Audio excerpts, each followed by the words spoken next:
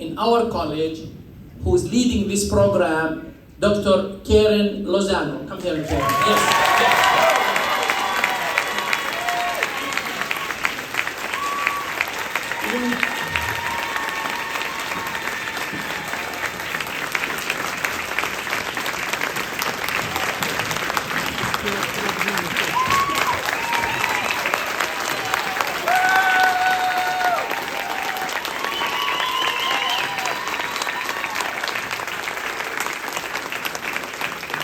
You could see the students, they started this. I wanted to say something about her, but you know her better than all of us.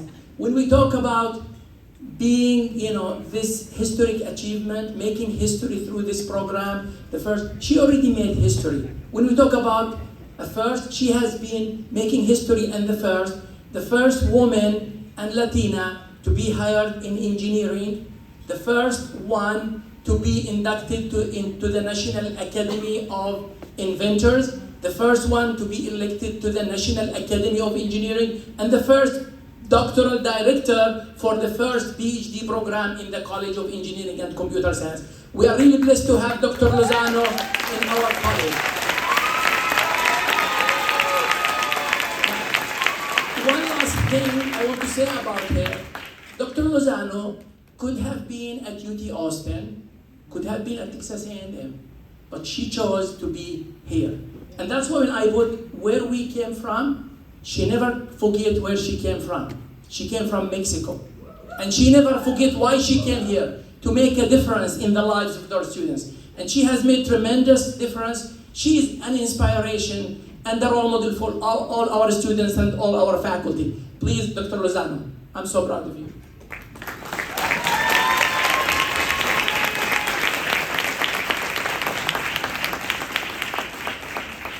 Okay, those of you who know me well, I hate to be standing here, but it's very emotional today, so actually I'm gonna have to be kind of looking at my notes.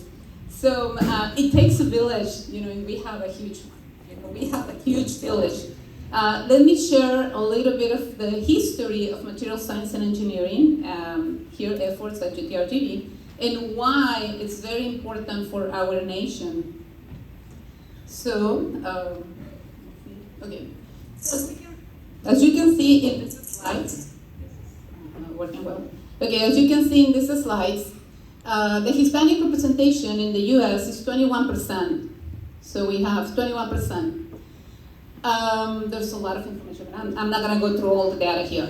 But the Hispanic representation in engineering at the PhD level for Latinas is 1.7. It should be at 21%. Well, let's say maybe 15% because it's male and female, right? But it's 1.7, very little. The Hispanic representation for Latinas in material science is 1.7. So it's very little the people that hold a PhD degree. So Julie, Victoria, PhDs in material science and engineering, you're one of the 1.7 in the nation. So it's very little. Even for males is 4.9 and 5.6 in material science. So it's very little, the numbers. And that's why our program is gonna make a big change. And I guess National Science Foundation, when we said broaden participation, this is the place to broaden participation. This is the place where we can make a difference. So we're not fighting for the students, we're not trying to alter the admission process. We get a lot of Hispanic students here just naturally. So this is the place to make a difference. When I joined, some time ago, 24 years ago, I joined our legacy institution, University of Texas Pan American. We had a great building. It had just been opened. Students, you see it very different right now, right? This was a highway. Now you don't see anything in there, but it's empty. It was an empty building when I came here. Nice, clean floors, full empty benches. So full empty benches. And I was very enthusiastic. I said, it's a region with lots of potential. I joined full of hopes. But there was a little problem. I really wanted to do research, and it was basically a teaching institution. We were teaching 4 courses in the spring, or in the fall, and 4 in the spring, right? Research grants, very little. The Office of Sponsored Research and Grants, it was staffed by 4 people. That was it, okay? And I wanted to do research, but it wasn't really the main goal of the institution. But I was never stopped, you know. In the administration under Dr. Nevares never said anything. It's like, yeah, you know, as long as you teach your classes, you want to do research, go ahead, you know. So Dr. Nevares, our dean, Edwin Master, my late chair, Dr. Maddie, my current chair, Dr. Freeman, you know, they never put, you know, a word to say, no, don't do this, don't do that, focus here, you know, that's crazy. So we, you know, I guess naively, I submitted my proposal to National Science Foundation, and MRI, this major research instrumentation, and I submitted a career for National Science Foundation, and the panel trusted me. They trusted, but there were comments that says, could the proposed goals be achieved at a teaching institution? Oh yeah, they were achieved. You know, I was very happy that they trusted us. I was happy with that comment, because that comment fuel is like, yes, you know, we will do it. You know, you trusted me, now give me the money and I'll do it. So we created the nano team. So we created an amazing team, very vibrant team. We set up a research lab. We filled those empty benches. We outreached to thousands of K-12 students. We developed a suite of undergraduate projects for undergraduate students, projects that could enrich their careers and broaden their vision for their future. We kept on writing proposals and working extra super duper hard. And in 2009, we were given the PREM grant, the Partnership for Research and Education in Material Science. Our program director is sitting here from National Science Foundation, our division director also, who oversees this PREM grant. And this exponentially propelled our material science and engineering efforts at all levels. We partnered with the University of Minnesota. Phil, you made it. He's representing our colleagues at the University of Minnesota. And, yes, and we grew even more. So it was, you know, something that started producing a lot of results. Of course, we were expected to move the needle in moving fundamental knowledge in material science and engineering, and we did. You know, we published, you know, over 300 peer-reviewed journal articles. That's how many we have published since 2000. And remember, we are a teaching institution, and we have more than 300 peer-reviewed journal articles. We have given over 500 oral and poster presentations. We have over 30 patents, have started 2 companies.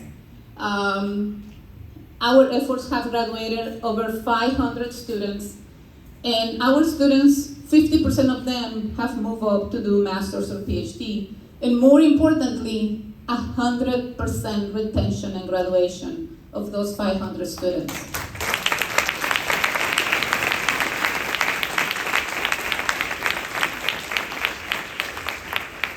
This is not easy. Achieving 100% retention of graduation when you don't ask the students for a GPA to join the team. You don't ask them for their ACT score to join the team. I ask them, are you a responsible person? If all of those 500 say yes, okay, then we find out maybe not that responsible, you know. But at the beginning, I never said, that's the only question, right guys? That's the only question I ask. Are you responsible? Yes, I am. Okay, good. Where do you sign, right? And then we move on, right? So remember the numbers that Remember the numbers that I show you? What was the percentage of women, Latinas? 1.7, okay. These are all the students that have graduated from our nano team that have a PhD degree right now. So we are contributing to the nation. We are contributing significantly to the nation. One of them is sitting right there.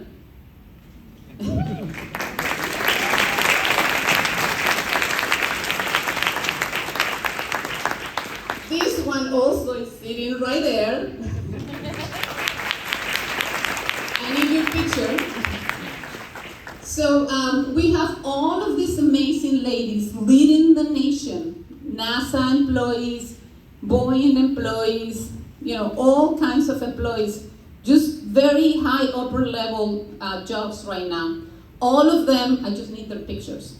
The ones in orange, they're the ones that have been funded by PREM. So you see how many PhD students are emerging from our PREM programs. And the ones in black were funded through the Career Award. So all of them by NSF. So thank you, NSF. Thank you. So so we have grown. We've grown right now. This is how many people are in our team. And my colleagues in Minnesota, they say we're crazy. They know us, right? We're absolutely crazy. So our team has 46 undergraduate students doing research in the labs. We have 7 master's students, 2 high school students, and now 9 PhD students, that are part of, the nano team, or the ones that are related to the team. So we have grown. I would like for the PREM students to be recognized, all the ones that are in the pipeline to graduate work, or also the ones that are right now enrolled in the PhD. So all PREM students, please stand up.